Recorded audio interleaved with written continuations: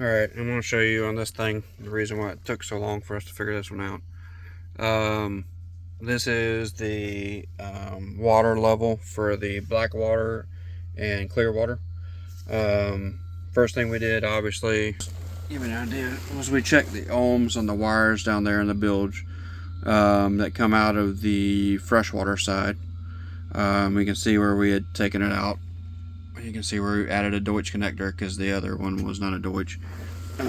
So we added that.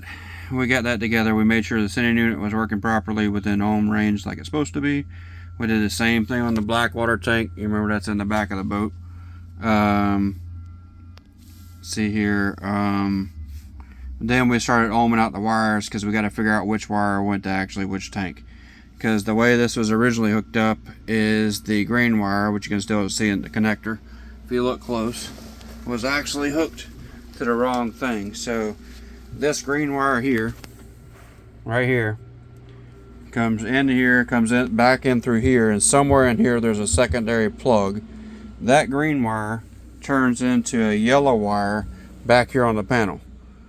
So they're not following the same things. They're switched around, whatever. It's obviously it doesn't follow the same pattern. The yellow wire is actually the one that runs. You know what I'm saying? The yellow runs the green. Green runs the yellow. So they're switched around. Somewhere there's a connector in here that they're backwards on. So that took us a minute to find. Then from there, we found out that they had run. Originally on the back side of this panel, they had ran this black wire, which is your main ground from the back of the boat. This has to be tied directly to the same source that gets sent the signal to each one. So this black wire here is what I just cut off because it had one of these. I'll show you how this was done too. So these two, is a male and a female spade. They were connected together. So one sending unit was tied to the other sending unit without additional ground to it, which means it never could have worked because it was just looping the ground from each one of the sending units. The only way this gauge will work properly, and you may know this or not, I don't know, you need the ground to be distributed to the same to both sending units. So you'll see here that I did exactly that. So here's the ground going to the front sending unit. You see this, right? This wire, let me see here. It's this black wire here is the ground going to the front sending unit.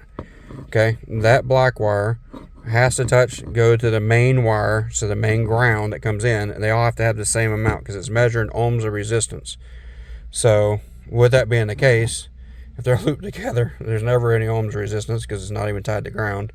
And then these two, like I said, were spade connected together to making that happen.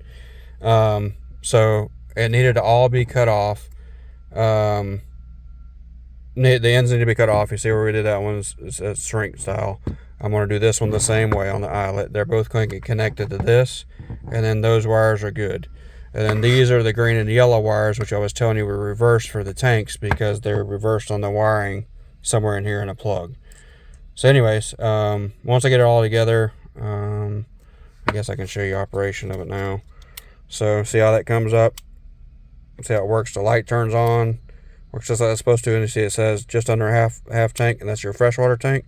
That is indeed where that level is at on that front tank for the freshwater side. So whenever I get this other black one connected right here, it'll be your opposite one for your waste tank, and it'll do the same. We've already checked it. We jumpered everything. I just got to physically put everything back together.